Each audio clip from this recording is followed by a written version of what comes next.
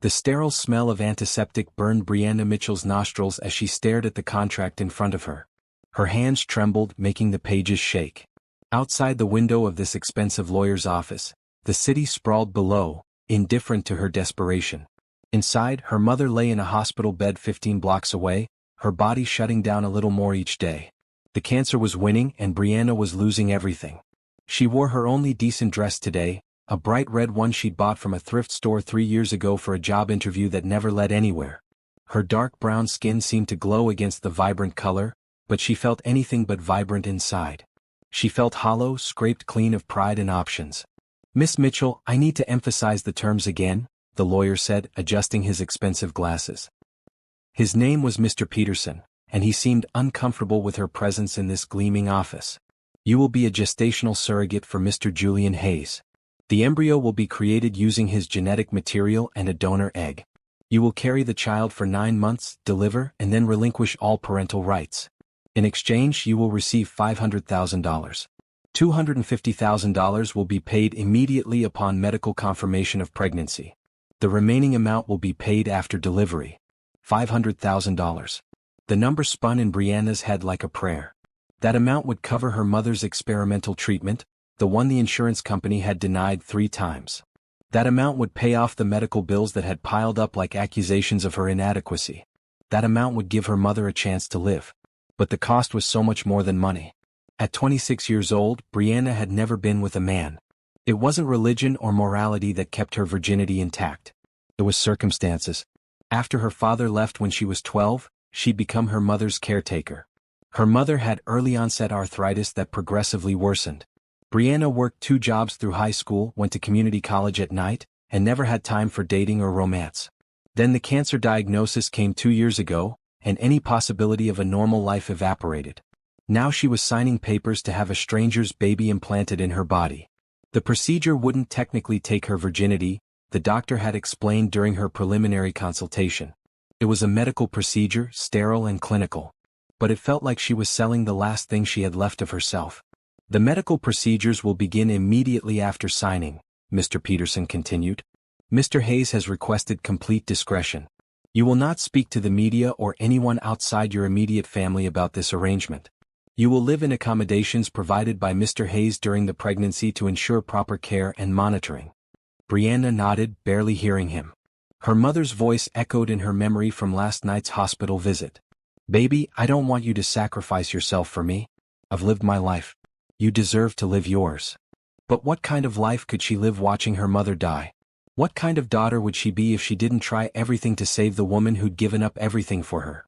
"I need you to initial here, here, and here," Mr. Peterson pointed to multiple spots on the document. "And sign at the bottom." Brianna picked up the expensive pen, feeling its weight.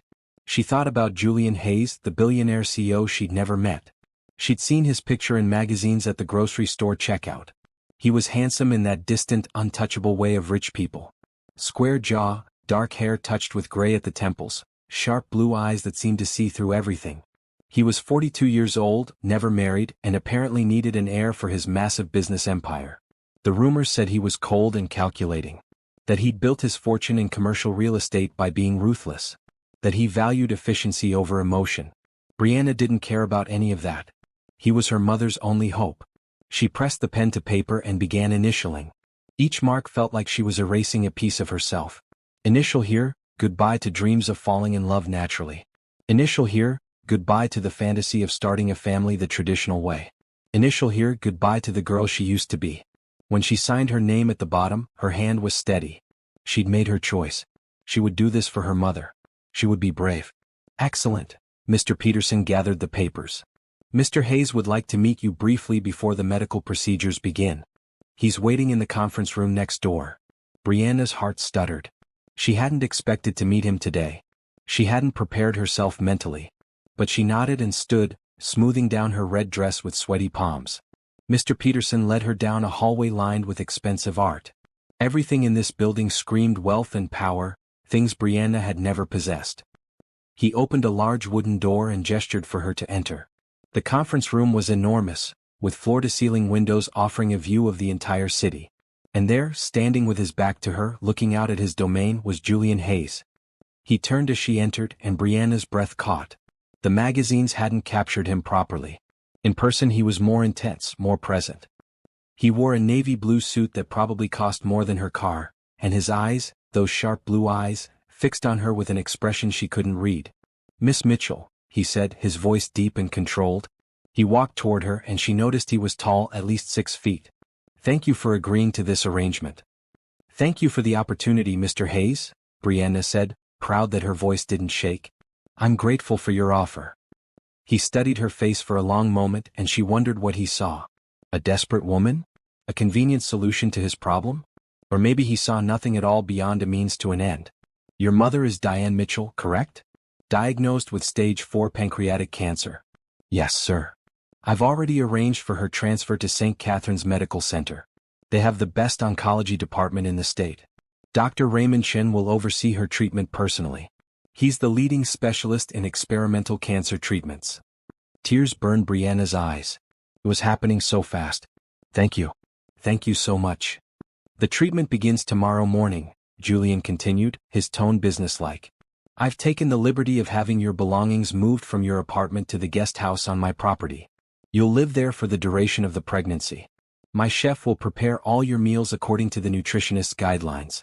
A car and driver will be available whenever you need to visit your mother." Brianna's mind reeled.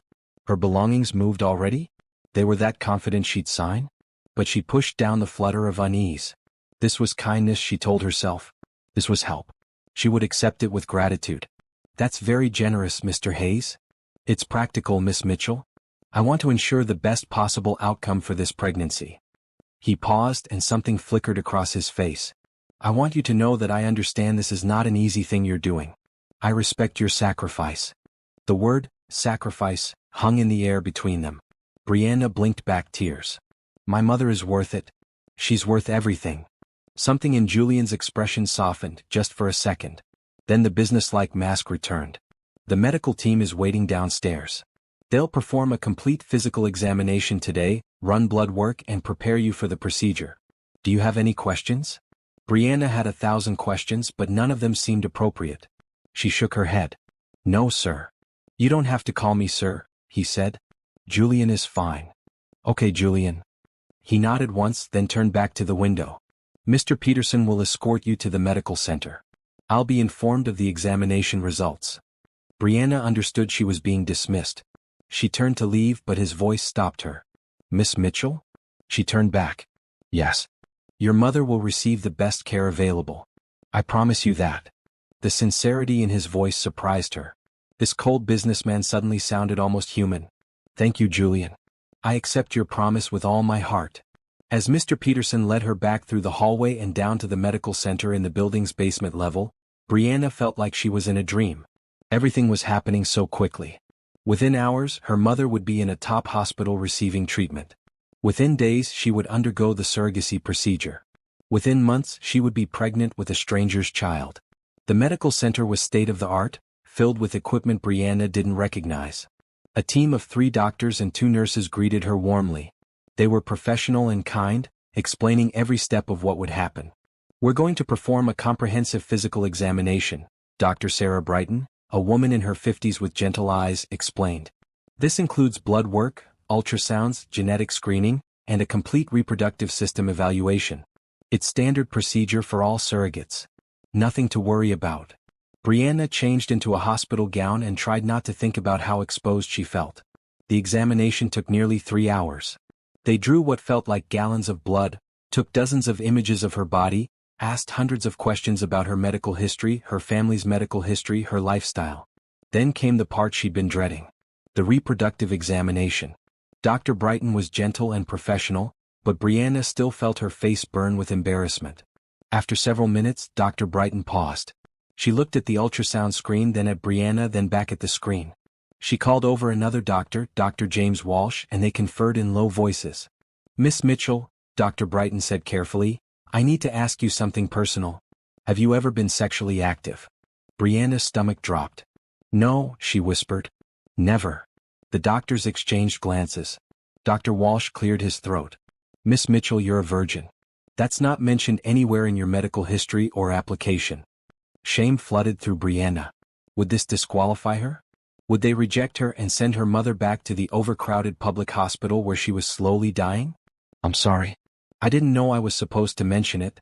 Does it matter? You said the procedure wouldn't, change that. It doesn't disqualify you medically, Dr. Brighton said gently. But it's unusual. Most surrogates are women who have already had children.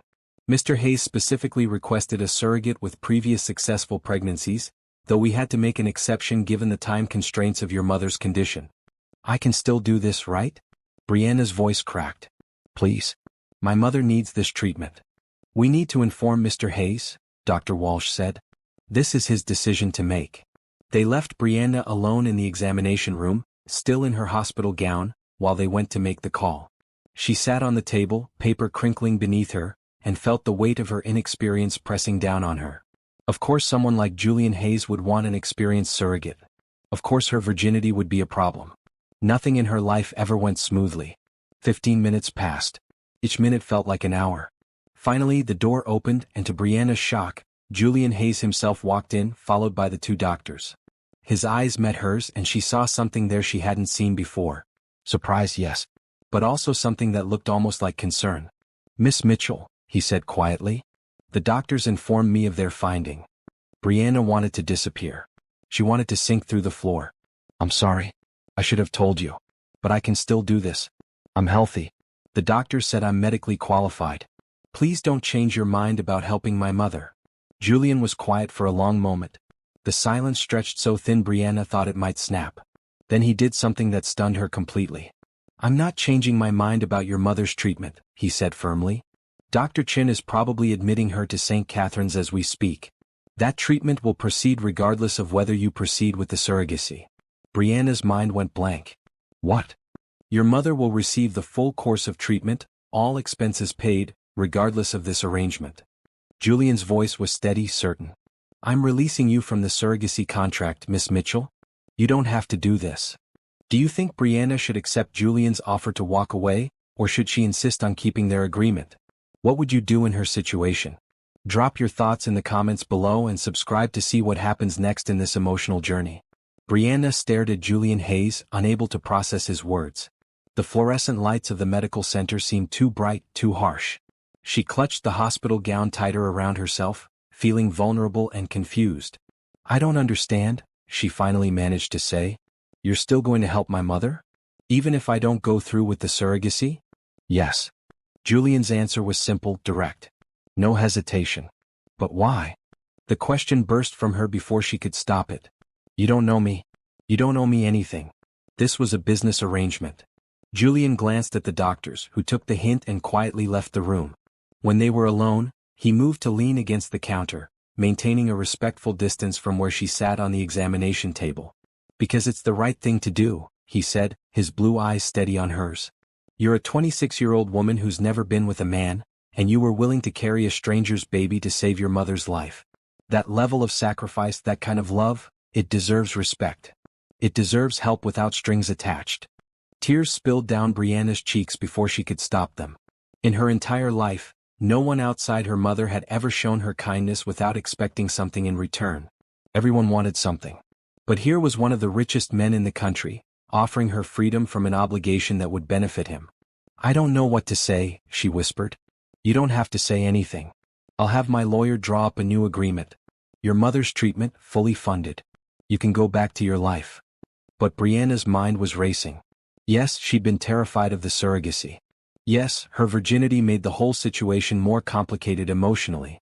But she'd made a promise. She'd signed a contract. And more than that, Julian had already done so much. He'd moved her mother to the best hospital, arranged for the top specialist, started treatment that was probably already underway. How could she accept all that and give nothing in return? Her mother had raised her to be many things, but a person who took without giving back wasn't one of them. No, Brianna said, her voice stronger now. I want to go through with it. Julian's eyebrows rose.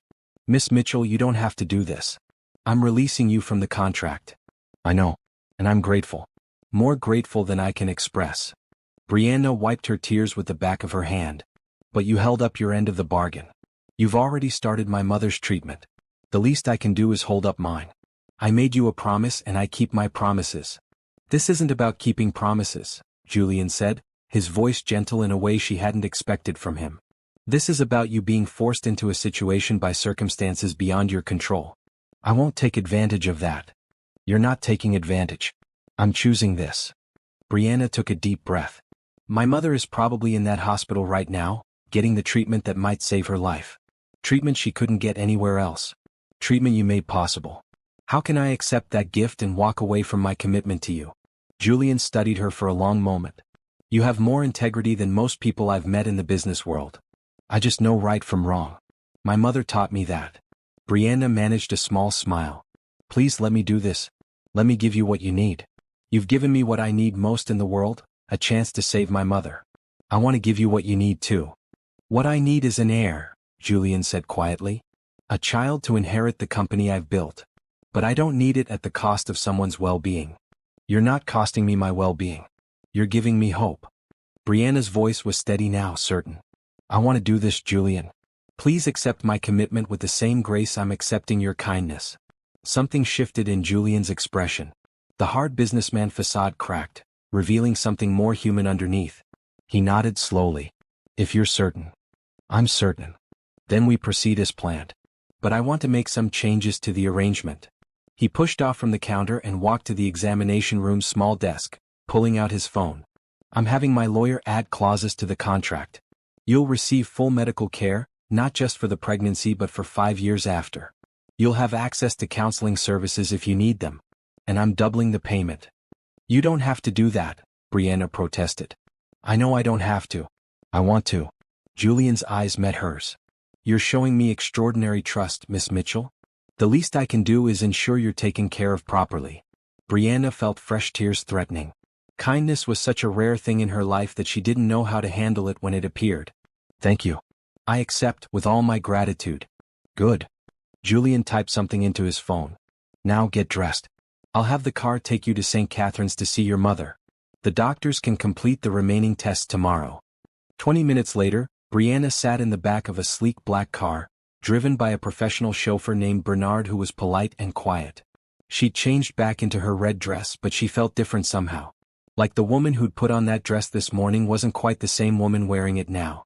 The city passed by outside the tinted windows.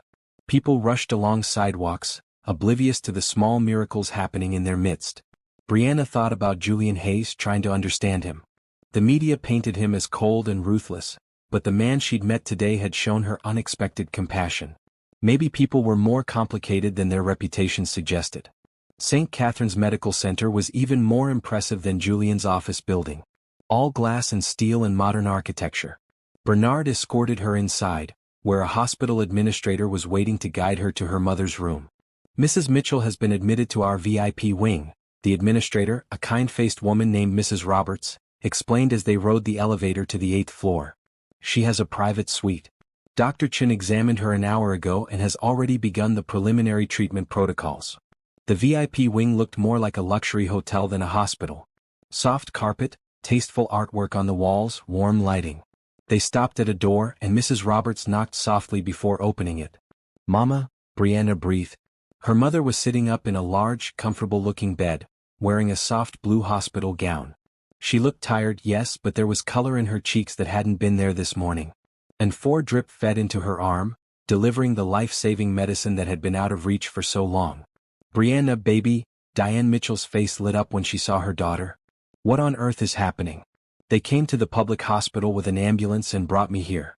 They said my treatment was approved, that some private benefactor was paying for everything. Did you do something? Brianna crossed the room and carefully hugged her mother, mindful of the 4-line. I made an arrangement, Mama. A good arrangement. You're going to get better now. What kind of arrangement? Diane's eyes were sharp despite her illness. She knew her daughter too well. Brianna pulled back and sat on the edge of the bed, taking her mother's hand. The hand was thinner than it should be, the bones too prominent. But it was warm, alive. That was what mattered. I'm going to be a surrogate for a man who needs a baby. He's paying for your treatment in exchange. Diane's eyes widened. Brianna, no. You can't, you shouldn't have to. Mama, stop. Brianna squeezed her hand gently. It's already done. The contract is signed. And more than that, I want to do this. The man Julian Hayes, he's been nothing but kind. He's even offered to let me out of the agreement and still pay for your treatment, but I won't do that. I keep my promises. You're talking about Julian Hayes? The billionaire. Diane looked stunned. Baby, that man is in a completely different world from us. I know. But he's a good man, Mama. I can tell. Brianna wasn't sure why she felt so confident about that assessment. They'd only met briefly. But there had been something in his eyes when he'd released her from the contract, something genuine. He's making sure you get the best care. That's all that matters. Diane searched her daughter's face. Are you sure about this? Really sure? I'm sure. And you're okay with carrying a baby for him? Brianna thought about her answer carefully. Was she okay with it? The truth was complicated. She was scared, nervous, uncertain about what pregnancy would feel like, what it would mean. But she was also grateful, relieved, hopeful. I'm okay with it, Mama. I promise. Diane pulled her close again, and they held each other while the evening light filtered through the hospital windows.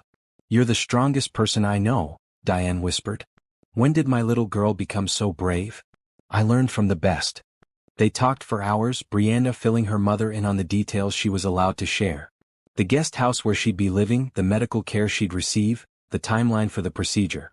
Diane asked questions, worried questions, mother questions. But underneath it all, Brianna could see the hope dawning in her mother's eyes. Real hope, not the desperate kind they'd been clinging to for the past 2 years. Around 9 o'clock, a nurse came in to check Diane's vitals and reminded them that the patient needed rest. Brianna kissed her mother's forehead and promised to visit tomorrow. Bernard was waiting downstairs to drive her to Julian's property. The guest house, he'd called it. Brianna had no idea what to expect.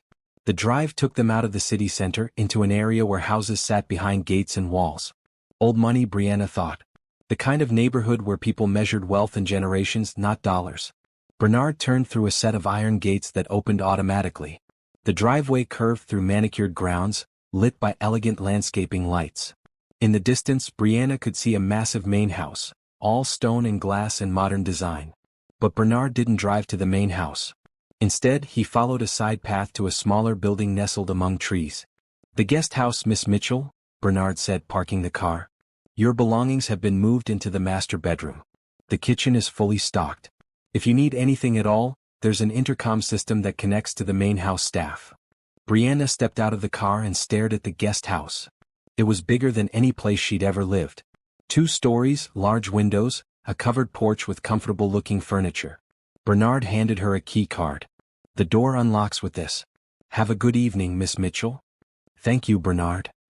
He nodded and drove away, leaving Brianna alone in front of her temporary home. She walked up to the door, swiped the key card, and stepped inside. The interior was beautiful. An open floor plan with a living room, dining area, and modern kitchen. Comfortable furniture in soft greens and blues, real artwork on the walls, thick rugs on hardwood floors. A staircase led to the second floor.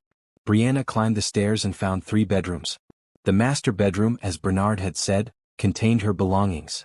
All 3 of her boxes, looking pitiful against the backdrop of the huge room with its king-size bed, walk-in closet, and private bathroom. She sat on the edge of the bed, feeling the weight of the day settling over her. This morning she'd been a broke, desperate woman living in a tiny apartment. Tonight she was living in luxury, her mother was getting life-saving treatment, and she'd committed to carrying a stranger's baby. Her phone buzzed. A text from an unknown number. This is Julian. Just checking that you arrived safely. If you need anything, call this number anytime. Brianna stared at the message. He was checking on her. This billionaire CEO was taking time out of his evening to make sure she was okay. She typed back. I'm here. Thank you for everything. You've given me more than I can ever repay. His response came quickly. You're giving me something invaluable in return. Get some rest. Tomorrow we start preparing for the procedure. Brianna set her phone down and lay back on the impossibly soft bed. Through the window she could see stars, more than she'd ever seen from her old apartment in the city. Tomorrow her new life would really begin. Tomorrow she would start the process that would change everything. But tonight, for the first time in 2 years, she felt something she'd almost forgotten. Hope. Morning sunlight poured through the large windows of the guest house, waking Brianna earlier than usual. For a confused moment, she didn't recognize her surroundings.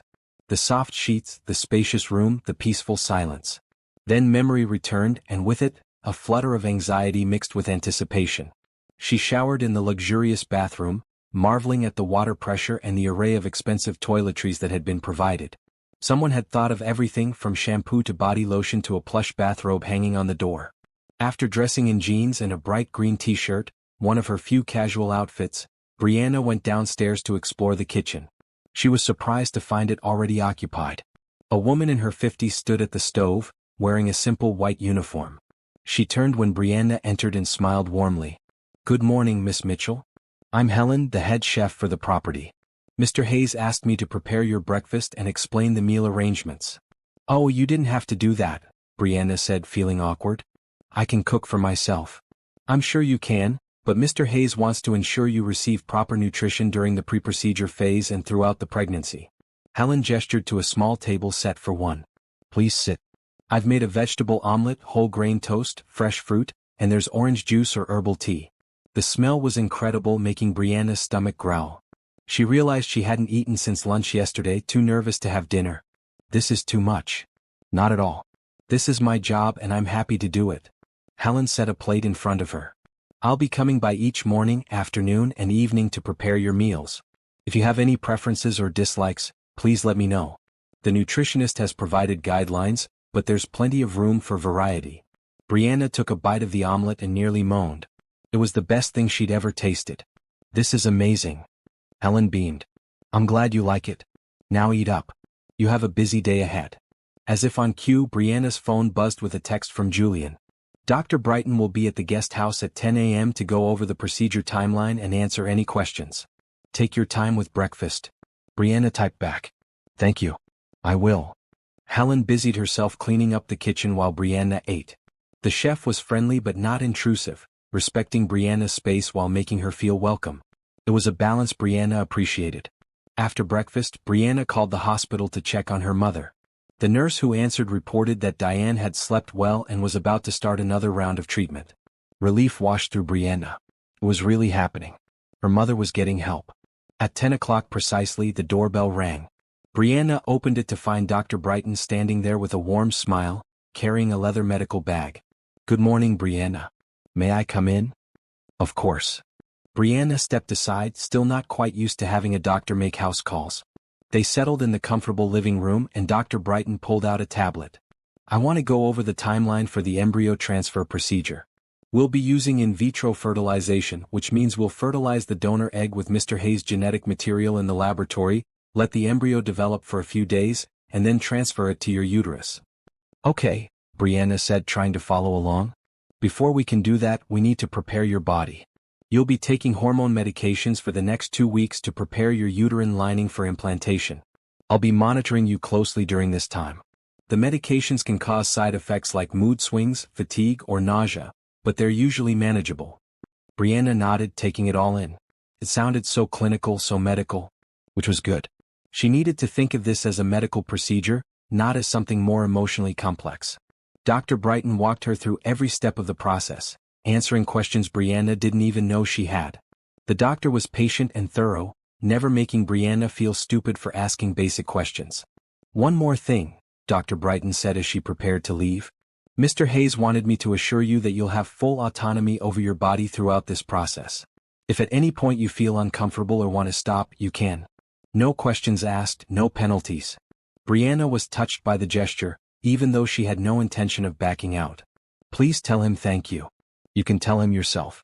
He's requested to see you this afternoon at the main house, if you're comfortable with that." Brianna's heart skipped a beat. She'd see Julian again today. "What time?" 2 o'clock. "Just follow the main path from your guest house.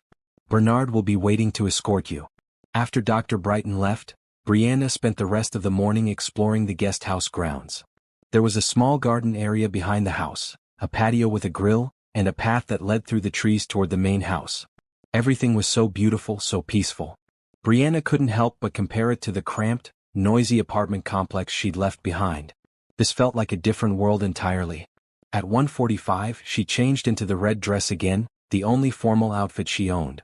She brushed her hair until it shone, applied a little makeup, and tried to calm her nerves. This was just a meeting. Just a conversation with the man who was helping her save her mother's life and had shown her unexpected kindness. So why did her hands shake as she locked the guest house door and followed the path to the main house? Bernard was indeed waiting at a side entrance to the massive stone building. He greeted her with a respectful nod and led her inside. The interior of Julian's home was even more impressive than the guest house. High ceilings, modern art, sleek furniture. But it didn't feel cold or sterile. There were warm touches, books on shelves, a guitar in one corner, photographs in simple frames. Bernard led her to a study where Julian sat behind a large desk, reading something on his computer. He looked up when they entered and stood immediately. "Brianna, thank you for coming." He was dressed more casually than yesterday, in dark slacks and a crisp blue button-down shirt with the sleeves rolled up. It made him look more approachable, more human. "Thank you for inviting me." Bernard discreetly left, closing the door behind him. Julian gestured to a comfortable chair across from his desk. "Please sit. I wanted to check in with you, see how you're settling into the guest house." "It's wonderful. More than wonderful. Thank you." Brianna sat, folding her hands in her lap. "And thank you for sending Dr. Brighton this morning." She explained everything very clearly. "Good. I want you to feel informed and comfortable every step of the way." Julian leaned back in his chair. "I also wanted to discuss the practical arrangements. You mentioned you were working 2 jobs. I've arranged for financial compensation to cover lost wages during the pregnancy, in addition to the surrogacy fee. You shouldn't have to worry about money while you're doing this." Brianna blinked back tears. Every time she thought Julian had done enough, he offered more. "That's incredibly generous. It's fair. You're giving up a lot for this arrangement." He paused, his blue eyes serious. "I want to be clear about something, Brianna. This is a business arrangement, yes, but that doesn't mean you're just a means to an end. You're a person and you deserve to be treated with respect and care. If you need anything at all, you tell me." "Understood." "Understood," Brianna whispered. "I accept your offer with gratitude." They talked for over an hour, covering logistics and details.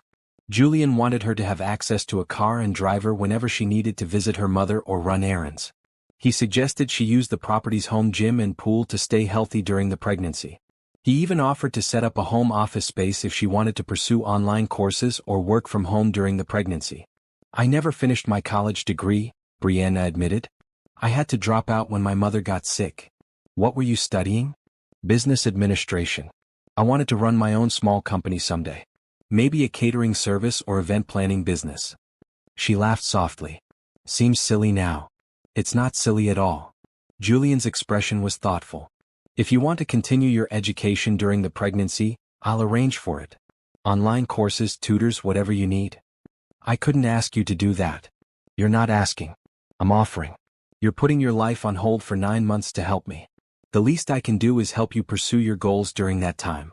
He stood and walked to the window, looking out at his property. "I believe in investing in people, Brianna. Not just financially but in their potential. You have dreams and they shouldn't be deferred forever just because life got hard." Brianna felt her throat tighten with emotion. No one had ever talked about her potential before. No one had ever suggested her dreams were worth investing in. "Why are you being so kind to me?" Julian turned back to face her. "Because kindness costs me nothing and might mean everything to you. And because—" He hesitated as if choosing his words carefully. "Because you remind me that there are still good people in the world. People who keep their promises. People who sacrifice for those they love. That's rare and it deserves to be honored." They stood there for a moment, the air between them charged with something Brianna didn't quite understand. Then Julian glanced at his watch and the spell broke. "I have a conference call in 10 minutes, unfortunately. But I'd like to invite you to have dinner at the main house tomorrow evening. Nothing formal, just a chance to talk more. Get to know each other beyond the contractual arrangement." "I'd like that," Brianna heard herself say. "Good. 7 o'clock. He smiled and it transformed his face. The hard businessman disappeared, replaced by someone warmer, more genuine. 7 o'clock, Brianna agreed. Bernard appeared to escort her back to the guest house. As Brianna walked back along the tree-lined path, she felt her world shifting in ways she hadn't anticipated. Julian Hayes wasn't what she'd expected. He wasn't cold or calculating. He was thoughtful, generous, and kind. And that realization scared her more than anything else. The next 2 weeks passed in a blur of hormone medications, doctor visits, and unexpected moments of connection with Julian Hayes. True to his word, he'd arranged for Brianna to enroll in online business courses. Every morning after Dr. Brighton's checkup, Brianna would spend several hours studying, her mind grateful for something to focus on besides the upcoming procedure. But the evenings were what she looked forward to most. Dinner with Julian had become a regular occurrence. That first dinner, she'd been nervous, wearing her red dress again because it was still her only nice outfit. Julian had noticed. The next day, Bernard had arrived at the guest house with multiple shopping bags from expensive boutiques. Inside were dresses, casual clothes, shoes, all in Brianna's size. The note attached read, "You need options beyond one dress. Please accept these with no obligation. Julian." Brianna had stared at the beautiful clothes, torn between gratitude and discomfort at accepting so much. But then she remembered Julian's words about accepting kindness, and his insistence that she deserved care and respect. So she called him to say thank you, her voice thick with emotion. "You're welcome," he'd said simply. "I look forward to seeing you in them." Now, on a Thursday evening 2 weeks after she'd moved into the guest house, Brianna walked to the main house wearing a bright blue dress that brought out the warm tones in her dark skin. She felt beautiful, confident in a way she rarely had before. Julian greeted her at the door himself, something he'd started doing instead of having Bernard escort her. He wore dark jeans and a casual green shirt, and his eyes lit up when he saw her. "You look lovely," he said. "Thank you. The dress is beautiful." Brianna followed him to the dining room, where Helen had prepared another incredible meal. They'd fallen into an easy rhythm during these dinners. Julian would ask about her day, her studies, her mother's progress. Brianna would ask about his work, his company, his life. Slowly they were building something that felt like friendship. "Dr. Chin called me today," Julian said as they started on Helen's famous roasted chicken. "He's very optimistic about your mother's response to treatment. The tumor markers are trending downward." Brianna's eyes filled with tears. "Really? He didn't mention that during my visit today. He wanted to wait until he was certain of the trend. But yes, she's responding well." Julian's smile was genuine, reaching his eyes. "I'm happy for you, Brianna. And for her. It's because of you. All of this is because of you." Brianna wiped her eyes with her napkin. "I don't know how to thank you properly. You're thanking me by being here, by keeping your commitment despite having an out." Julian took a sip of his wine, his expression thoughtful. "Can I ask you something personal?" "Of course. Why did you really insist on going through with the surrogacy? And please don't say it's just about keeping promises. There's more to it than that, isn't there?" Brianna considered her answer carefully. These dinners had taught her that Julian appreciated honesty, even when it was uncomfortable. "You're right, there is more. I insist on going through with it because accepting charity without giving anything back makes me feel small. My whole life I've had to take handouts, accept help because I had no choice. From social services when my dad left, from welfare when my mother couldn't work, from hospital payment plans and charity care. I'm tired of being the person who only takes. Just once, I wanted to be someone who could give something valuable in return." Julian set down his fork, his full attention on her. "You think carrying my child is the only way you can give back? It's the only thing I have that someone like you would want." Brianna met his eyes. "I don't have money or connections or business expertise. But I have this. I can give you the child you need. That makes me feel less like a charity case and more like a partner in an agreement between equals." "But we're not equals, and I don't mean that in a bad way." Julian leaned forward. "I have wealth and resources. You have courage and integrity. Those things aren't less valuable just because society doesn't put a price tag on them. Maybe not, but they don't save lives either. Your money is saving my mother's life. And your willingness to be a surrogate is giving me a chance at something I've wanted for years but couldn't figure out how to achieve." Julian's voice was quiet. "A family. Someone to build a future for. I've been so focused on building my company that I never made time for a personal life. No relationships that lasted. No connections that felt real. And now I'm 42 years old, successful by every measure that matters to the business world, but completely alone." The vulnerability in his admission made Brianna's heart ache. "You don't seem like someone who has trouble connecting with people." "I have trouble trusting people," Julian corrected. "When you have money, you never know if people want you or what you can give them. So I keep everyone at a distance. It's easier. Cleaner." "Is that why you wanted a surrogate instead of, I don't know, finding someone to build a life with naturally?" Julian was quiet for a long moment. "I considered it. But the women in my social circle, they all want something from me. A business connection, a financial security, social status. I wanted a child for the right reasons, not as part of a transactional relationship or a marriage of convenience." "But this is a transactional relationship," Brianna pointed out gently. "It started that way, yes. But these past 2 weeks. Julian trailed off, then shook his head. Sorry, I'm probably saying too much. No, please. What were you going to say? Brianna felt her pulse quicken. Julian met her eyes and something passed between them, a current of understanding. These past 2 weeks, talking with you, getting to know you, it's been the most genuine connection I've had with anyone in years. You don't want anything from me except what we've already agreed upon. You're honest, straightforward. You treat me like a person, not an ATM or a business opportunity. Brianna felt her cheeks warm. I don't know how to treat you any other way. You're just Julian to me. Yes, you're wealthy and successful, but mostly you're the man who's saving my mother's life and showing me unexpected kindness. They finished dinner, the conversation flowing easily to lighter topics. Julian told her about a disastrous business meeting where everything that could go wrong did go wrong. Brianna shared stories about her mother's terrible jokes that still made her laugh. They discovered they both loved old movies, especially classic mysteries. After dinner, Julian suggested they watch a movie in his home theater. Brianna agreed, curious about what a billionaire's movie room looked like. It turned out to be spectacular.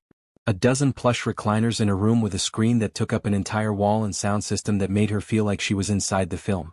But what struck her most was how normal it felt. They chose a mystery from the 1940s, made popcorn in the theater's small kitchen area, and settled into seats next to each other. Halfway through the movie, Brianna glanced over at Julian and caught him smiling at something the detective said on screen. In that moment, with the movie's light flickering across his face, he didn't look like a powerful CEO. He looked like someone who enjoyed simple pleasures, who appreciated a good story, who was maybe just as lonely as she sometimes felt. As if sensing her gaze, Julian turned his head and their eyes met. For a heartbeat, neither of them looked away. Then Brianna quickly turned back to the screen, her heart racing. What was she doing? This was a business arrangement. She shouldn't develop feelings for Julian Hayes. That wasn't part of the plan. That would only complicate everything. But as the movie continued and she found herself hyper-aware of Julian sitting next to her, Brianna had to admit a difficult truth. It might already be too late. The morning of the embryo transfer arrived with a mix of anticipation and nervousness. Brianna woke early, unable to sleep past 6 despite having gone to bed late. Today was the day that would change everything. Dr. Brighton had called the day before to confirm that Brianna's hormone levels were perfect and her uterine lining was ready. The embryos, fertilized 5 days ago in the laboratory, had developed beautifully. Everything was proceeding exactly as planned. Brianna showered and dressed in comfortable clothes as instructed. She was supposed to have a full bladder for the procedure, which would make the ultrasound guidance clearer. She'd been given specific instructions about what to eat and drink. At 8 o'clock, Bernard arrived to drive her to the medical center. To Brianna's surprise, Julian was waiting in the car. I hope you don't mind, he said as she climbed into the back seat beside him.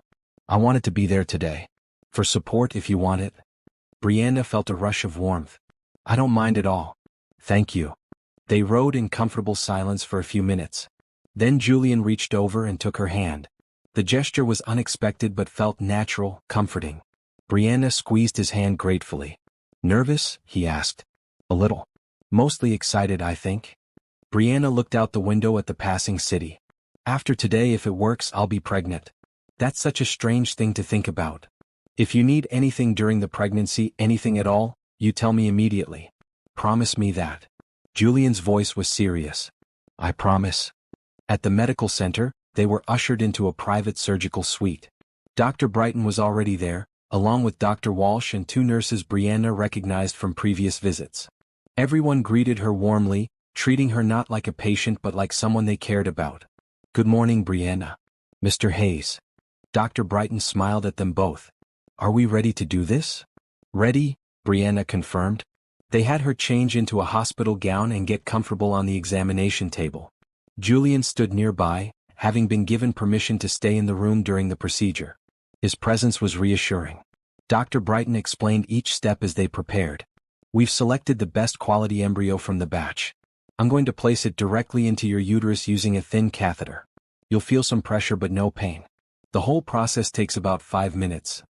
5 minutes to potentially create a life, Brianna murmured. That's incredible. Science is amazing, Dr. Walsh agreed, setting up the ultrasound equipment. The procedure itself was quick and relatively comfortable, just as Dr. Brighton had promised.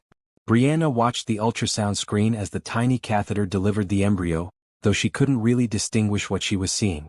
but she felt the significance of the moment settle over her like a blanket. When it was done, Dr. Brighton smiled. Perfect placement. Now you need to rest here for about 30 minutes, then you can go home. I want you to take it easy for the next few days. No heavy lifting, no strenuous exercise. Just relax and let your body do its work. I'll make sure she rests, Julian said firmly. After Dr. Brighton and the nurses left to give them privacy, Julian pulled a chair close to Brianna's bedside. How do you feel? Strange. Hopeful. Scared. Brianna laughed softly. All of the above? That's understandable. Julian was still holding her hand, and Brianna realized he hadn't let go since they arrived. Thank you for doing this. I know I've said it before, but I want to say it again. Thank you. Thank you for making it possible for me to do it. Brianna met his eyes. And for being here today. You didn't have to come. I wanted to be here. This is an important moment for both of us. They sat in comfortable silence for a while, hands intertwined, both processing what had just happened. Brianna found herself studying Julian's profile. He looked thoughtful, maybe a little emotional, though he was trying to hide it. Julian, can I ask you something? Anything.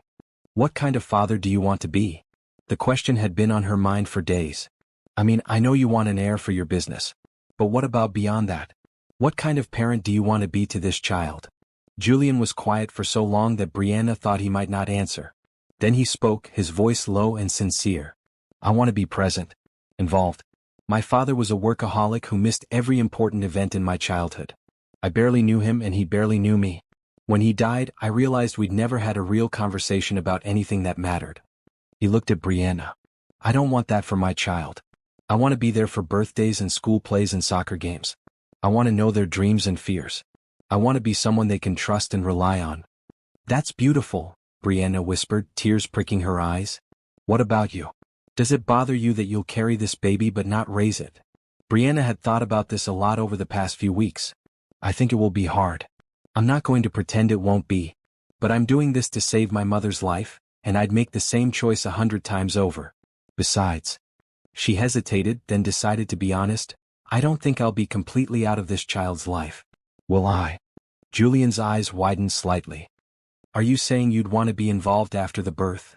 I don't know what I'm saying exactly. We haven't talked about that part. Brianna bit her lip. I assumed I'd hand over the baby and disappear from your life. But these past few weeks, we've become friends. Haven't we? And I guess I hoped that maybe, if you were comfortable with it, I could still know the child somehow. Maybe not as a mother, but as, I don't know, someone who cares. Julian's grip on her hand tightened. Brianna, I would never ask you to disappear from this child's life if you want to be part of it. I've been worried about that actually. Worried that you'd feel forced to step away because of the contract. So we could figure something out? Some kind of arrangement where I could still see them sometimes. We can figure out whatever you want. This doesn't have to be all or nothing. Julian's voice was gentle. We can create our own rules. Relief flooded through Brianna. She hadn't realized how much she'd been worrying about this until the worry was lifted. Thank you. That means a lot to me. After the required 30 minutes, Dr. Brighton came back to check on her and clear her to go home. Remember, bed rest for 48 hours. Then you can resume light activities. We'll do a pregnancy test in 10 days to see if the embryo implanted successfully. Bernard drove them back to the estate, with Julian insisting that Brianna continue resting in the car. When they arrived at the guest house, Julian helped her inside and settled her on the couch with pillows and blankets. I feel silly being treated like I'm fragile, Brianna protested. I feel fine. Doctor's orders, Julian said firmly. You're going to rest. I'll work from here today so I can check on you. You don't have to do that. I know I don't have to. I want to. He pulled out his laptop and settled into an armchair. Now, do you want to watch a movie? Read? Sleep? They ended up watching old movies for most of the afternoon, with Helen bringing lunch and snacks. Julian worked on his laptop during the boring parts, occasionally taking conference calls in the other room. But mostly he just kept Brianna company. It felt domestic, Brianna realized. Comfortable. Like they'd been doing this for years instead of weeks. As the afternoon turned to evening, Julian ordered dinner to be delivered to the guest house so Brianna wouldn't have to walk to the main house. They ate pasta and talked about nothing important, and Brianna felt a contentment she hadn't experienced in years. When Julian finally left around 9 o'clock, he paused at the door. Call me if you need anything tonight. Anything at all. I'll have my phone on. I will. Thank you for staying today. Thank you for letting me. He smiled and Brianna's heart skipped. Get some rest. These next 10 days are going to feel long. After he left, Brianna lay on the couch and placed her hand on her stomach. Somewhere in there, potentially, was the beginning of a life. Julian's baby. A child she would carry for 9 months and then try to figure out how to love from whatever distance they decided was appropriate. But more than that, somewhere in the past few weeks, something else had begun growing. Something between her and Julian that had nothing to do with their business arrangement and everything to do with genuine connection. Brianna closed her eyes and tried not to think about how complicated that was going to make everything. 10 days felt like an eternity. Brianna followed Dr. Brighton's instructions carefully, resting for the first 48 hours and then gradually returning to light activities. She attended her online classes, visited her mother at the hospital, and tried not to obsess over every small change in her body. Her mother was doing remarkably well. The experimental treatment was working better than anyone had dared hope. Diane had more energy, her appetite was returning, and the latest scans showed significant tumor shrinkage. Every visit was a reminder of why Brianna was doing this. Julian continued to have dinner with her most evenings, either at the main house or increasingly at the guest house. They developed a comfortable routine. He'd arrive around 7, often bringing work with him, and they'd talk while Helen prepared dinner. Sometimes they'd watch movies afterward. Sometimes they'd just talk late into the night. Brianna found herself looking forward to these evenings more than she should. She'd catch herself checking the time, getting nervous before he arrived, feeling disappointed on the rare nights when he had late meetings and couldn't make it. She was developing feelings for him. Real feelings. And she knew it was a terrible idea. On the 10th day, Brianna woke with butterflies in her stomach. Today was pregnancy test day. Dr. Brighton was coming at 9 o'clock to draw blood, and they'd have results by early afternoon. Brianna tried to focus on her classwork, but it was impossible. She paced the guest house, second-guessing every decision. What if the embryo hadn't implanted? What if they had to try again? What if it didn't work at all? At 9 sharp, Dr. Brighton arrived with her medical bag and warm smile. Good morning, Brianna.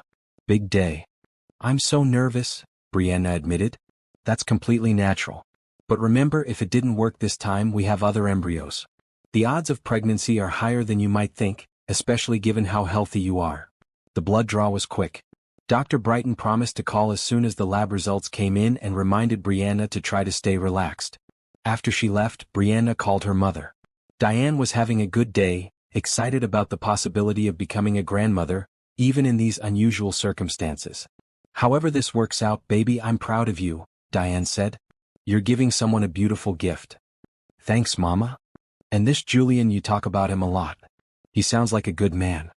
Brianna hesitated. He is. He's been really kind through all of this. Just kind? Diane's voice held a knowing tone. Because you sound like there might be more than kindness involved. Mama, it's complicated. Love usually is, baby. I didn't say anything about love, Brianna protested even as her heart raced. You didn't have to. I'm your mother. I can hear it in your voice when you talk about him. Diane was quiet for a moment. Just be careful with your heart, Brianna. Rich men live in different worlds than we do. After the call ended, Brianna tried to process her mother's words. Was it that obvious? Could everyone tell that she was falling for Julian Hayes? Around noon there was a knock on the door. Brianna opened it to find Julian standing there, looking unusually uncertain. I couldn't concentrate on work, he admitted. Can I wait here with you? For the results? Of course. Brianna stepped aside to let him in. I'm glad you're here actually. I'm going crazy waiting alone. They sat on the couch, both too nervous to do much except make small talk. Julian told her about a funny moment in a meeting. Brianna shared something her mother had said. But underneath it all was the tension of waiting. At 2 o'clock, Brianna's phone rang. Dr. Brighton's name appeared on the screen. Brianna's hand shook as she answered. Hello. Brianna, it's Dr. Brighton. I have your results. The doctor paused and Brianna's heart nearly stopped. Then, congratulations. You're pregnant. The words didn't register at first. Then they hit her like a wave. I'm pregnant? It worked? Really? Really? Your HCG levels are excellent. The embryo implanted successfully. You're going to have a baby. Brianna felt tears streaming down her face. Thank you. Thank you so much. After the call ended, she turned to Julian, who was watching her with intense focus. I'm pregnant. It worked. For a moment, Julian just stared at her. Then to her surprise, his eyes filled with tears. He stood and pulled her into a hug, holding her close. "Thank you," he whispered against her hair. "Thank you, Brianna. You've given me more than I can ever repay." They stood there, holding each other, both overwhelmed by the magnitude of what was happening. When they finally pulled apart, they were both crying and laughing at the same time. "I can't believe it actually worked on the first try," Brianna said, wiping her eyes. "You're incredible. Do you know that?" Julian's hands were still on her shoulders, his blue eyes intense. "You're actually going to have my baby." The words hung in the air between them, charged with meaning. Brianna felt her breath catch. They were standing so close, Julian's hands warm on her shoulders, his eyes locked on hers. "Julian," she whispered, not sure what she was asking for. "You seem to understand anyway." Slowly, giving her time to pull away if she wanted, he leaned down. His lips touched hers softly, tentatively, a question more than a statement. Brianna answered by kissing him back. It was gentle and sweet, full of the emotions they'd both been trying to ignore. When they finally pulled apart, they were both breathing hard. "I probably shouldn't have done that," Julian said, though he didn't sound sorry. "I'm glad you did," Brianna admitted. "I've wanted you to." Julian cupped her face in his hands. "Brianna, I need to be honest with you. What I'm feeling, it's more than gratitude. More than friendship. Somewhere in these past few weeks, I've fallen for you. And I don't know what to do about that." Brianna's heart soared even as her mind screamed warnings. "I've fallen for you too. But Julian, I don't know if this is a good idea. Everything is so complicated already." "I know. The surrogacy arrangement, the difference in our circumstances, the fact that you're now pregnant with my baby." Julian didn't let go of her. "But I also know that what I feel for you is real. More real than anything I've felt in years." "What do we do?" Brianna asked. "I don't know. But I don't want to pretend these feelings don't exist." His thumb traced her cheek. "Do you?" "No," Brianna admitted. "I don't want to pretend either. Then we figure it out together. One day at a time." Julian leaned his forehead against hers. "If you're willing to try." Brianna knew it was risky. Knew that mixing emotions with their business arrangement could lead to heartbreak. But as she stood there with Julian, pregnant with his baby and falling deeper for him every day, she couldn't bring herself to walk away. "I'm willing to try," she said. "Whatever this is, whatever it becomes, I want to see where it goes." Julian kissed her again, deeper this time, and Brianna let herself fall into the moment. They'd figure out the complications later. For now, she just wanted to feel this joy, this connection, this hope that maybe, somehow, everything would work out. The weeks following the positive pregnancy test were a mixture of medical appointments, morning sickness, and deepening emotional connection with Julian. Brianna found herself navigating a new reality where everything seemed to be changing at once. Her mother continued to improve dramatically. Dr. Chen was calling it a remarkable response to treatment, and the latest scans showed the tumors shrinking faster than expected. Diane had even been able to leave the hospital for outpatient treatment, moving into a comfortable recovery apartment that Julian had arranged near the medical center. But the biggest change was in Brianna's relationship with Julian. After their first kiss, they talked for hours about what it meant, where they could go from here. They'd agreed to take things slowly, to see where their feelings led them naturally, without pressure or expectations. In practice, that meant Julian was around even more than before. He'd started working from the guest house several days a week, sitting at the dining table with his laptop while Brianna attended her online classes or rested on the couch. It was domestic and comfortable, and sometimes Brianna would look up from her textbook to find him watching her with a soft expression that made her heart melt. One morning, about 6 weeks into the pregnancy, Brianna woke up to terrible nausea. She barely made it to the bathroom before getting sick, and the sound must have carried because within minutes, Julian was knocking on the guest house door. "Brianna? Are you okay?" His voice was worried. She managed to rinse her mouth and stumbled to the door. "Morning sickness. Dr. Brighton said it might start around now." Julian took one look at her pale face and immediately went into caretaker mode. He helped her back to the couch, brought her crackers and ginger tea, and sat with her until the nausea passed. "You don't have to stay," Brianna protested weakly. "I know you have meetings. They can wait. You're more important." Julian held her hand, his thumb tracing circles on her skin. "Besides, this is my fault. I'm the reason you're pregnant and feeling sick. It's not your fault. I agreed to this, remember? Still, I feel responsible." He brushed her hair back from her forehead. "How can I help?" Over the following weeks, as the morning sickness became a regular occurrence, Julian proved to be surprisingly attentive. He learned what foods Brianna could keep down, always made sure she had crackers by her bedside, and stayed with her during the worst episodes.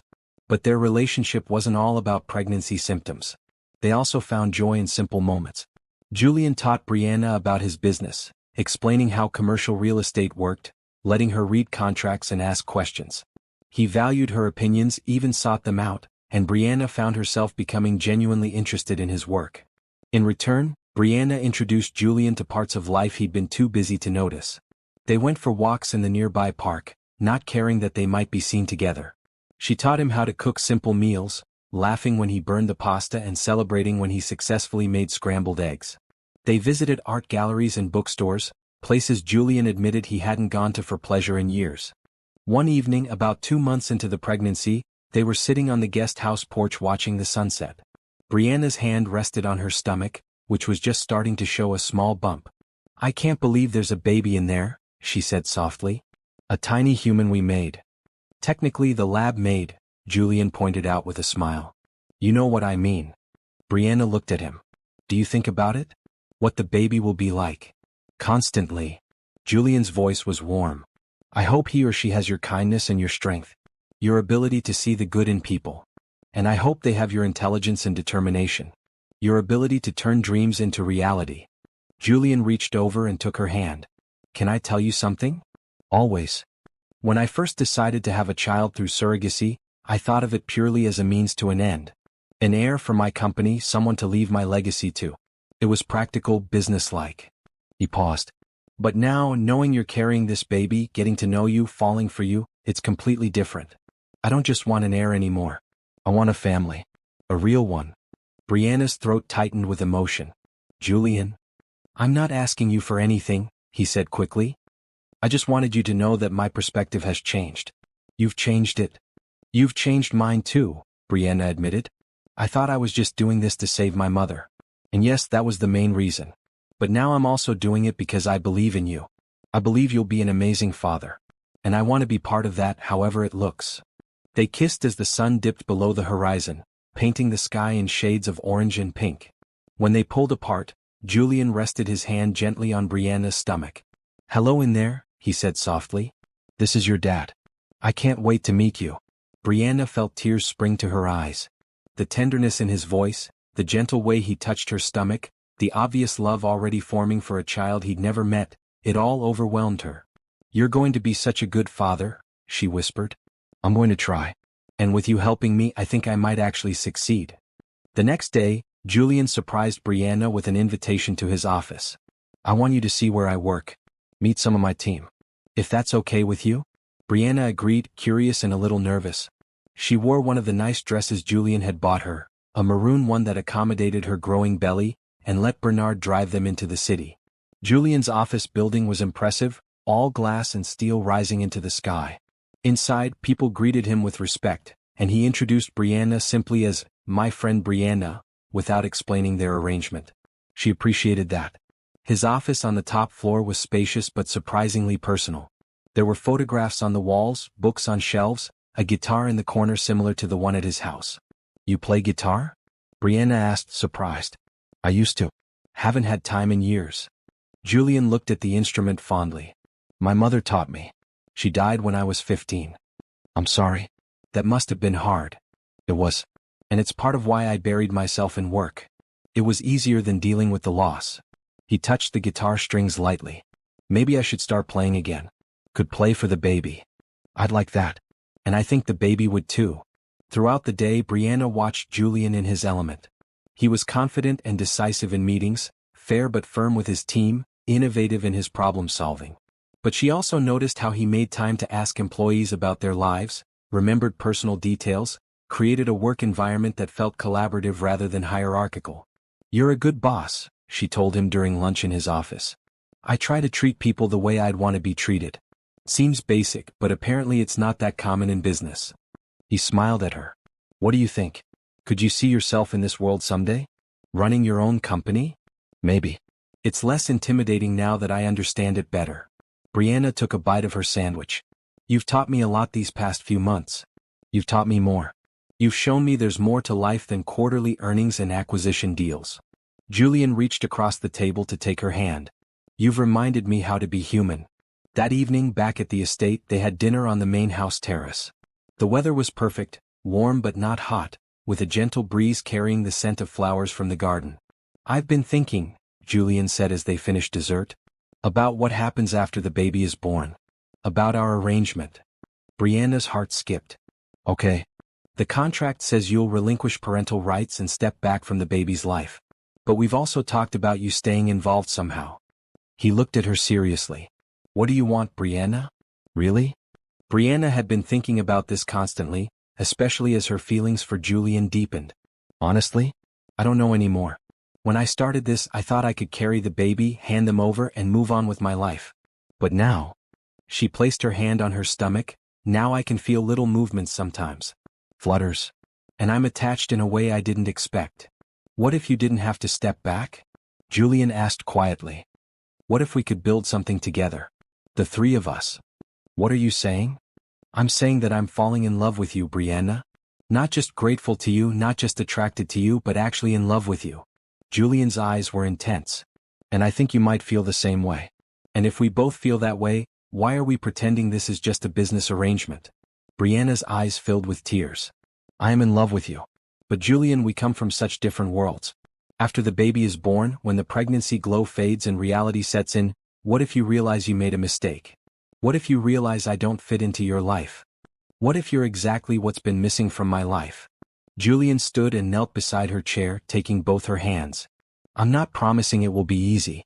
We'll have challenges to figure out. But I want to try. I want to build a life with you, raise this baby together, be a real family. Will you consider it? Brianna looked at him, this man who'd started as a stranger and became someone she couldn't imagine living without. She thought about the past few months, the kindness he'd shown, the connection they'd built, the love that had grown between them. Yes, she whispered. I'll consider it. I'll more than consider it. I want it too. Julian pulled her gently from her chair and into his arms, kissing her deeply. When they pulled apart, they were both crying and smiling. We're really going to do this? Brianna asked. Try to make a real relationship work? We're going to do more than try. We're going to succeed. Julian's confidence was infectious. Because what we have is too good to let slip away. As they stood on the terrace, wrapped in each other's arms with the baby growing between them, Brianna felt something she'd thought lost forever. True hope for the future. 3 months into the pregnancy, Brianna's belly had grown noticeably round. She wore bright, flowing dresses that Julian kept buying for her, each one making her feel beautiful despite her changing body. The morning sickness had finally subsided, replaced by an energy and glow that everyone commented on. Her mother, now in remission and living in her recovery apartment, visited the estate frequently. Diane and Julian had formed an easy friendship, bonding over their shared love for Brianna and excitement about the baby. Watching them laugh together over dinner, Brianna felt her heart might burst from happiness. But despite everything good in her life, Brianna carried a weight of uncertainty. She and Julian had acknowledged their feelings for each other, but they hadn't really discussed what that meant practically. They were in a kind of limbo, more than friends, definitely romantic, but not quite defining their relationship beyond seeing where it goes. One Saturday afternoon, Julian suggested they go into the city for lunch, somewhere public. I want to take you on a proper date, he explained. Not dinner at my house or watching movies. A real date where I show you off to the world. Brianna wore a flowing blue dress that complemented her skin tone and showed off her baby bump proudly. Julian looked handsome in casual slacks and a green button-down shirt. They made a striking couple, and Brianna noticed people glancing their way as Bernard drove them to an upscale restaurant downtown. Lunch was perfect. They sat at a quiet corner table, talking and laughing easily. Julian held her hand across the table, not caring who saw. He asked about her classes, which she was excelling in. She asked about his latest property development project. But as they finished dessert, Julian grew serious. Brianna, there's something I need to talk to you about. Something important. Her heart skipped. Okay. What is it? I've been thinking a lot about us. About this baby. About what happens after you give birth. Julian didn't let go of her hand. The contract we signed, it doesn't reflect what I want anymore. It doesn't reflect what we've become to each other. I know. I've been thinking about that too, Brianna admitted. I want to be clear about something. When I first hired you as a surrogate, I thought of you as a solution to a problem. But you're not that. You're not just the woman carrying my baby. You're the woman I'm in love with. Julian's eyes were intense. I love you, Brianna. Not just because you're pregnant with my child.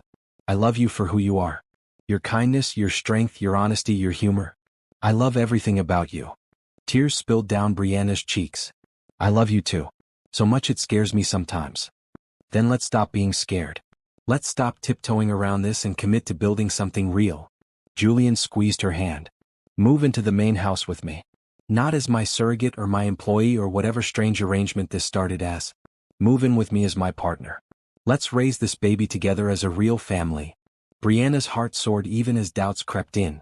Julian, are you sure? Really sure? What about the differences in our backgrounds? What about your business reputation? What about none of that matters compared to how I feel about you? Julian interrupted gently. Brianna, I've spent years building wealth and success, but I've been miserable and alone. These past few months with you have been the happiest of my adult life. I don't want to go back to who I was before you. I don't want that either, Brianna whispered. But I'm scared. What if people judge us? What if they think I trapped you or took advantage of our arrangement? Let them think what they want. I know the truth and you know the truth. That's all that matters. Julian's voice was firm. Besides, I'm the one who started falling for you. I'm the one who couldn't keep things purely professional. If anyone was trapped, it was you, falling for the man whose baby you were carrying. Brianna laughed through her tears. I fell pretty willingly. So what do you say? Will you move into the main house? Will you let me take care of you and love you the way I want to? Before Brianna could answer, her phone rang. She glanced at the screen and saw it was the hospital. A cold fear gripped her heart. I need to take this. It might be about my mother. Of course. Brianna answered with shaking hands. Hello. Miss Mitchell, this is Dr. Chin. I'm calling about your mother. She came in for her routine checkup today, and we've noticed some concerning developments. Brianna's world tilted. What kind of developments? Some of her blood markers have elevated unexpectedly. We're running more tests, but I wanted you to know so you could come in. She's asking for you. I'll be right there.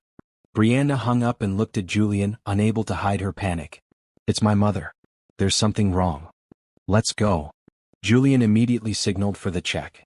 Within 5 minutes, they were in the car with Bernard driving quickly but safely toward St. Catherine's Medical Center. Brianna's mind raced with worst-case scenarios. The cancer was back. The treatment had stopped working.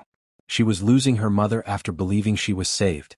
All the joy of moments ago evaporated, replaced by crushing fear. Julian held her hand the entire drive, offering silent support. When they arrived at the hospital, he stayed right beside her as they rushed to Dr. Chen's office. Diane was already there, looking smaller and more fragile than she had in weeks. Brianna rushed to hug her mother. I'm okay, baby, Diane said, though her voice was shaky. Just scared. Dr. Chen cleared his throat. Thank you for coming so quickly. I want to assure you both that this may be nothing serious, but I believe in being cautious. Mrs. Mitchell's cancer markers have increased slightly. It's not necessarily a recurrence, but we need to run additional scans to be sure. When? Brianna asked. I've already scheduled them for this afternoon. We should have results by tomorrow morning. The next several hours were a blur of waiting and worrying. Julian stayed with Brianna and Diane the entire time, never once suggesting he had other places to be or more important things to do. He brought them coffee, made sure they ate, and provided a steady, calming presence. When the scans were finally done, Dr. Chin told them to go home and try to rest. He'd call with results first thing in the morning. That night, Brianna couldn't sleep. She lay in the bed in the guest house, staring at the ceiling, terrified of losing her mother just when she thought everything was going to be okay. Around midnight, there was a soft knock on her door.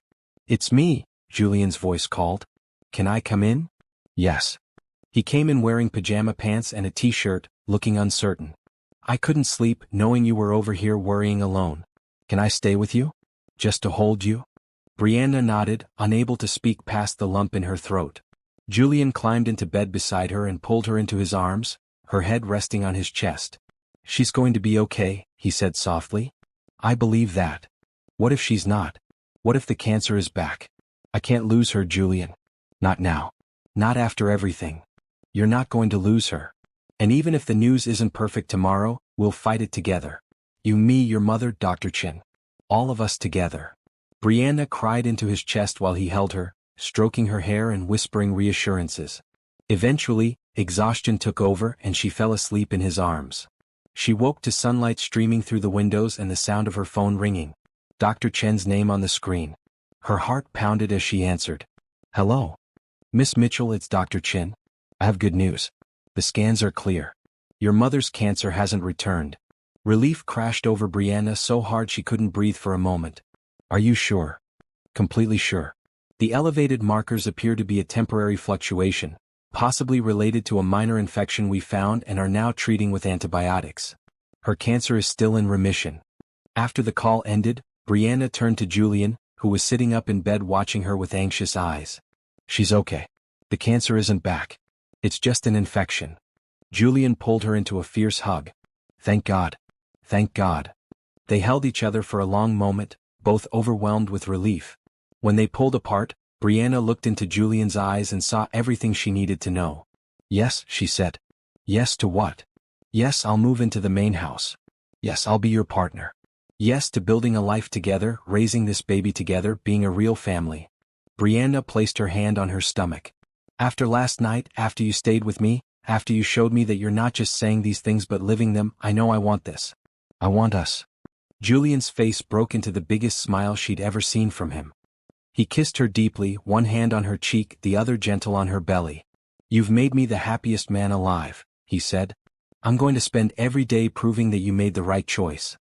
I know I have, Brianna replied. Because love should always lead. And this love, what we have, it's going to lead us somewhere beautiful. Moving into the main house felt like stepping into a dream. Julian had insisted on giving Brianna the entire west wing as her private space, with a bedroom suite, sitting room, and a nursery that overlooked the gardens.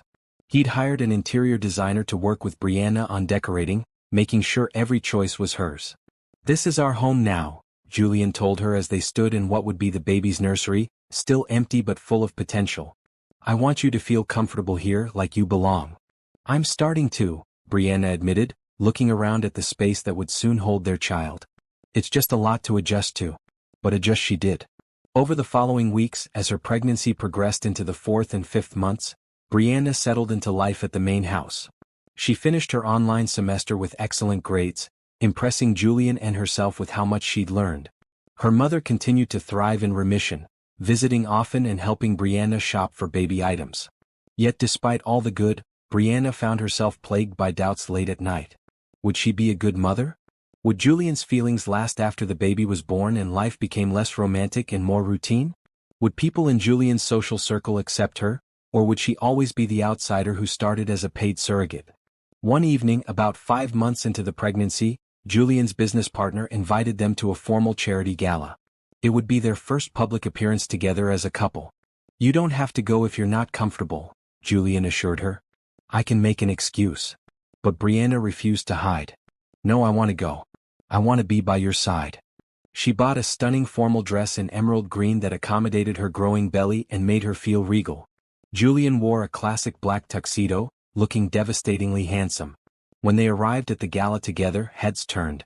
Brianna could feel people staring, whispering. She held her head high, her hand tucked into Julian's arm, and tried to ignore the obvious curiosity. Julian Hayes, good to see you. A tall man in his 60s approached, his eyes immediately going to Brianna's belly. And who is this lovely young woman? This is Brianna Mitchell, my partner, Julian said firmly. Brianna, this is Frank Morrison, one of my oldest business associates. Frank's eyebrows rose, but he recovered quickly. Pleasure to meet you, Miss Mitchell. Julian, I didn't know you were seeing anyone. It's a recent development, but a wonderful one. Julian's hand tightened on Brianna's. We're expecting a baby in a few months. Congratulations to you both. Frank's tone was polite, but Brianna could see the questions in his eyes. How did you meet? How long have you been together? Is this a business arrangement? Throughout the evening, similar encounters happened again and again. People were polite to Brianna's face, but she could feel their judgment, their curiosity, their surprise that someone like Julian Hayes was with someone like her. A younger African-American woman from a completely different background, pregnant with his child only months after they'd met. By the time dinner was served, Brianna felt exhausted from smiling and deflecting subtle questions. She excused herself to the restroom, needing a moment alone. In the elegant bathroom, she leaned against the sink and took deep breaths. She could do this. She was strong. Julian loved her. That was all that mattered. But then two women walked in, not noticing Brianna in the far stall. They were older, wealthy-looking, and their voices carried clearly. "Did you see Julian Hayes with that girl?" one said. "She's so young. And pregnant. How long have they even known each other?" "I heard she was his surrogate," the other woman replied. "Apparently he hired her to carry his baby and then got involved with her. It's all very unusual. Unusual is one word for it. I'd say opportunistic on her part. She saw a chance to trap a billionaire and took it. Well, it certainly worked.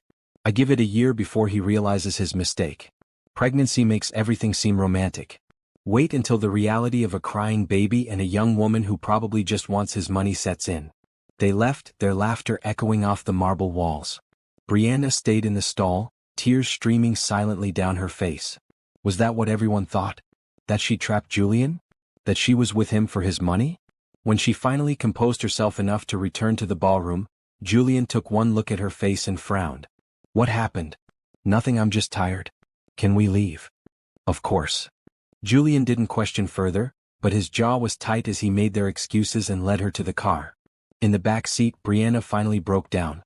She told Julian what she'd overheard, the words pouring out between sobs. Julian's face hardened with anger. "Those women don't know anything about us. About what we have. But what if they're right? What if people always think that about me? That I'm just some opportunist who trapped you?" Brianna wiped her eyes. "Maybe this was a mistake. Maybe we're from two different worlds." "Brianna, look at me." Julian took her face in his hands. "I don't care what those women or anyone else thinks. I know the truth. You didn't trap me. You gave me more than I ever hoped for. Love, companionship, a family. Those things are priceless, and you offered them freely without asking for anything beyond our original agreement. But. No buts. I know your heart. I know your character. If anything, I'm the opportunist here. You came into my life to help me have a child, and I fell so hard for you that I couldn't let you go." He smiled through his own tears. "You're the best thing that's ever happened to me, and I'll fight anyone who suggests otherwise." Brianna leaned into his touch. "I just don't want to be an embarrassment to you. You could never be that.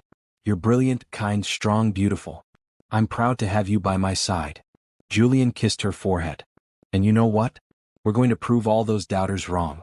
We're going to build an incredible life together and raise our child with so much love that no one will be able to question what we have."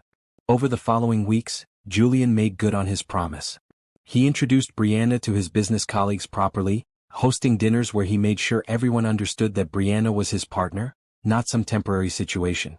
He involved her in his business decisions, seeking her opinion and valuing her input. He took her to visit his grandmother, a formidable woman who'd built her own business empire years ago. The grandmother, Elizabeth Hayes, lived in a mansion across town. She was in her 80s, sharp as a tack, with steel-gray hair and blue eyes like Julian's. Brianna was terrified to meet her. "Grandmother can be intimidating," Julian warned as they drove to her house. "But she values authenticity above all else. Just be yourself." Elizabeth greeted them at the door herself, waving away the butler.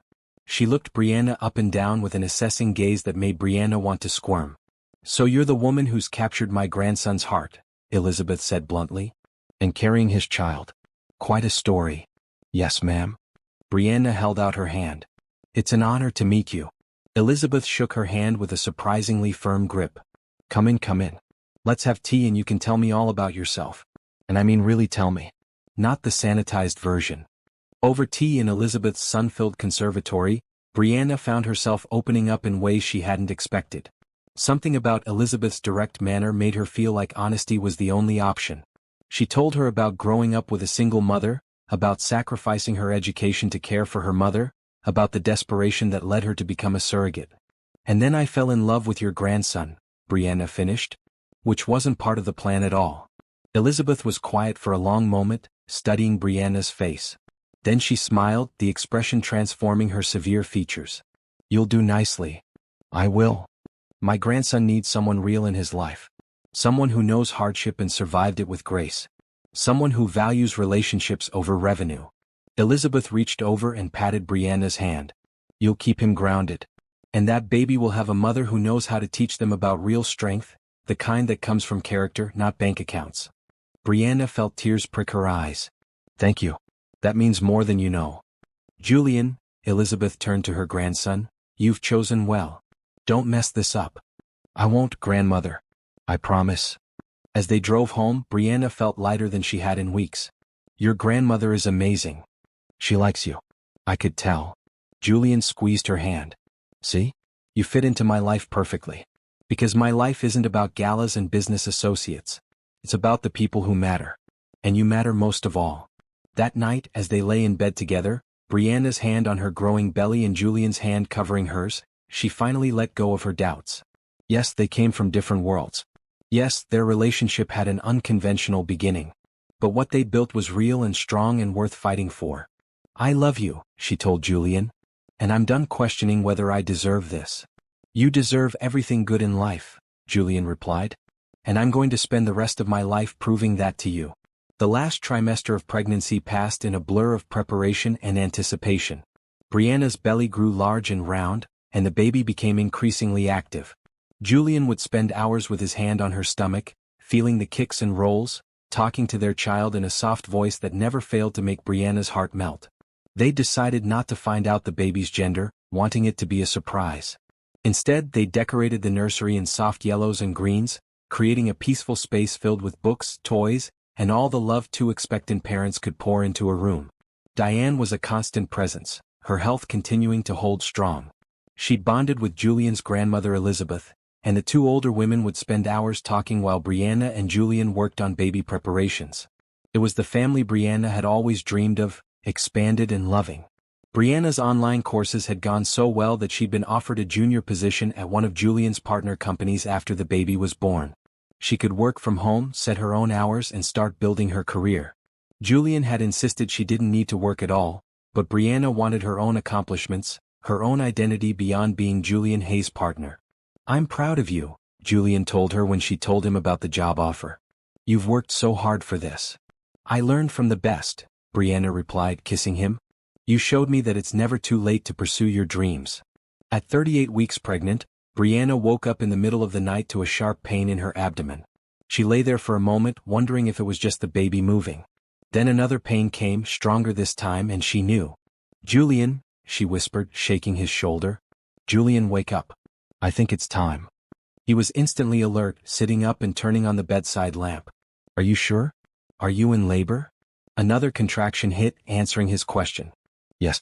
Definitely yes. What followed was controlled chaos. Julian helped Brianna dress while calling Dr. Brighton. Bernard appeared in record time with the car. Diane, who'd been staying in a guest room for the past week in case this happened, came rushing in wearing her robe. My baby's having a baby, she said, tears in her eyes. I can't believe this day is finally here. At the hospital, they were immediately taken to a private birthing suite. Dr. Brighton was already there, calm and reassuring. You're doing great, Brianna. Everything looks perfect. Labor was hard, harder than Brianna had imagined despite all the preparation and classes. Julian stayed by her side the entire time, holding her hand, wiping her forehead, whispering encouragement. You're the strongest person I know, he told her during a particularly difficult contraction. You can do this. I can't, Brianna gasped. It hurts too much. Yes, you can. You're almost there. Just a little longer and we'll meet our baby. 14 hours after that first contraction, with Julian holding her hand and Dr. Brighton coaching her through each push, Brianna heard the most beautiful sound in the world. A baby's cry. It's a boy, Dr. Brighton announced, her voice filled with joy. A healthy, beautiful baby boy. They placed the baby on Brianna's chest, and she looked down at the tiny, perfect human she'd carried for 9 months. He had a head full of dark hair, blue eyes that might change color, and the most adorable button nose. He was crying lustily, his little fists waving in the air. Hi, baby, Brianna whispered, tears streaming down her face. We've been waiting for you. Julian was crying too, his hand gently touching the baby's head. He's perfect. Absolutely perfect. What are you going to name him? Dr. Brighton asked as she worked. Julian looked at Brianna. They discussed names but never settled on one, waiting to meet the baby first. What do you think? Brianna studied the baby's face. Daniel. It means, God is my judge. After everything we've been through, all the judgment from others, I want him to know that only goodness and love matter. Daniel Hayes. Daniel, Julian repeated, his voice full of wonder. Daniel Julian Hayes. It's perfect. After the medical team finished their checks and cleaned them all up, they were moved to a recovery suite. Diane was allowed in and she broke down crying when she held her grandson for the first time. "He's beautiful, baby. Just beautiful." Diane looked at Brianna with shining eyes. "I'm so proud of you. And so grateful I'm here to see this." "Me too, Mama. Me too." Over the next 2 days, while Brianna recovered in the hospital, Julian barely left her side. He changed diapers, learned to swaddle, held Daniel for hours while Brianna slept. Watching him with their son, Brianna fell even more deeply in love with him. On the morning they were scheduled to go home, Julian seemed nervous. He kept fidgeting, checking his phone, looking at the door. "Is everything okay?" Brianna asked as she nursed Daniel. "Yes. Actually, there's something I want to do before we leave the hospital." Julian took a deep breath. "Something I should have done weeks ago." He got down on one knee beside her hospital bed and Brianna's breath caught. "Brianna Mitchell, you came into my life when I needed hope, and you gave me more than I ever imagined. You gave me love, partnership, and now this beautiful son. You've shown me what it means to be truly happy, to be part of a real family." Julian pulled out a small velvet box. "I know we started this journey in an unconventional way, but I want to continue it in the most traditional way possible. Will you marry me?" He opened the box to reveal a stunning ring. The center stone was a brilliant diamond, but it was surrounded by smaller green stones that matched the dress she'd worn the day they met. "Emeralds," Julian explained. "To match your eyes when the light hits them. And to remind us both of where we came from and how far we've come." Brianna was crying so hard she could barely speak. "Yes. Yes, of course I'll marry you." Julian slipped the ring on her finger, then carefully leaned over Daniel to kiss her. "You've made me the happiest man alive. Again. When do you want to get married?" Brianna asked, admiring the ring. "As soon as you're ready. Tomorrow, next month, next year. Whenever you want." "Soon?" Brianna decided. "I don't want to wait. I want to make this official, make us official." They settled on a wedding date 6 weeks after Daniel's birth, giving Brianna time to recover and adjust to motherhood. It would be a small ceremony at the estate, just family and close friends. Those 6 weeks were a whirlwind of sleepless nights, feeding schedules, and the overwhelming love that came with being new parents. Daniel was a good baby, sleeping in reasonable stretches and responding to their voices with coos and gurgles that melted their hearts. Julian proved to be an attentive, involved father.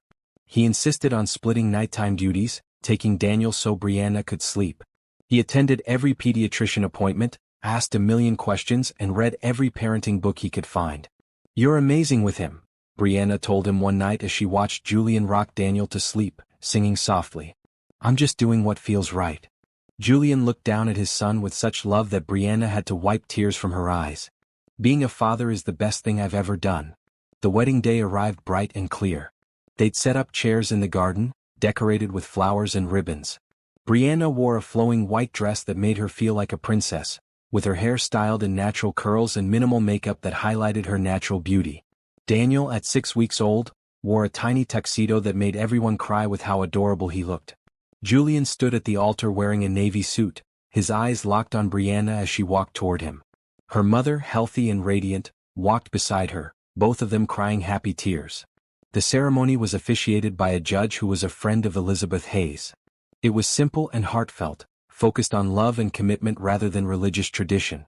"Julian, do you take Brianna to be your wife, to love and cherish in sickness and health, for as long as you both shall live?" "I do. With all my heart, I do." "Brianna, do you take Julian to be your husband, to love and cherish in sickness and health, for as long as you both shall live?" "I do. Forever and always, I do." They exchanged rings, simple bands that complemented Brianna's engagement ring. Then Julian took her face in his hands and kissed her as the small gathering applauded. "I present to you Mr. and Mrs. Hayes," the judge announced. The reception was held on the terrace, with Helen having prepared an incredible feast. Daniel slept in his grandmother Diane's arms while Brianna and Julian had their first dance as husband and wife. "Can you believe we're here?" Brianna asked as Julian spun her gently. "A year ago I was desperate and alone. Now I'm married to the love of my life with a beautiful baby." "A year ago I was rich but empty," Julian replied.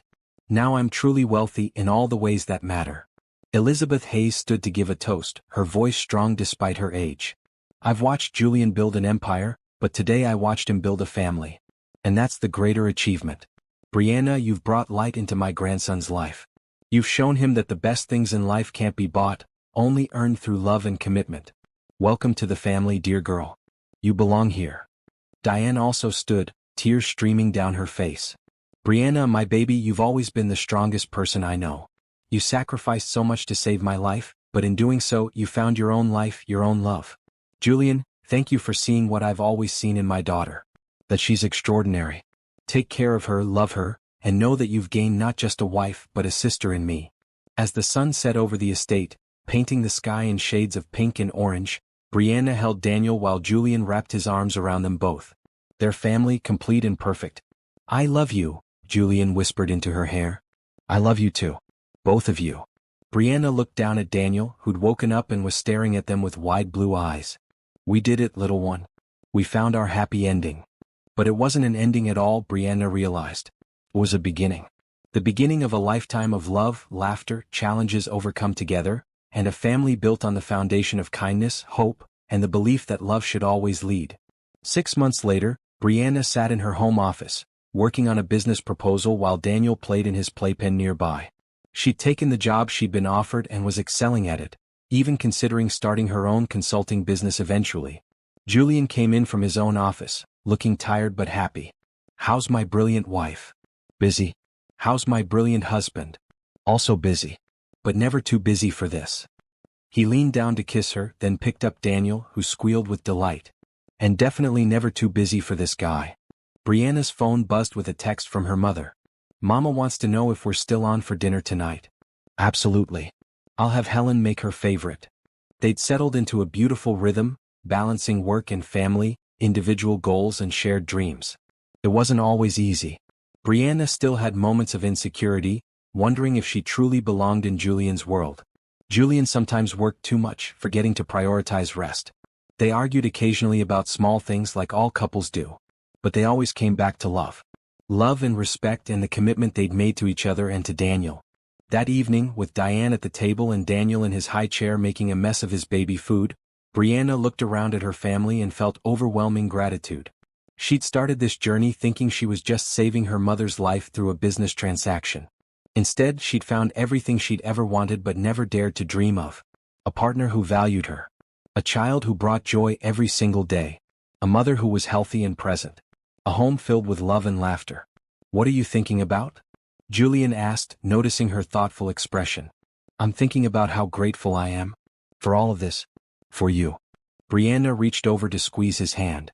For us. Julian raised his glass. To us. To family.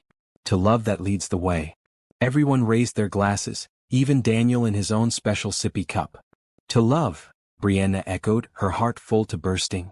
And in that moment, surrounded by everyone she loved, with her baby laughing and her mother healthy and her husband looking at her like she was his entire world, Brianna knew with absolute certainty that kindness, hope and love would always lead them home. The end. What would you have done in Brianna's situation? Would you have accepted Julian's help without hesitation, or would you have been more cautious? Share your thoughts in the comments and subscribe to see more heartwarming stories like this one. Your engagement helps us bring more inspiring content to readers who need hope and encouragement.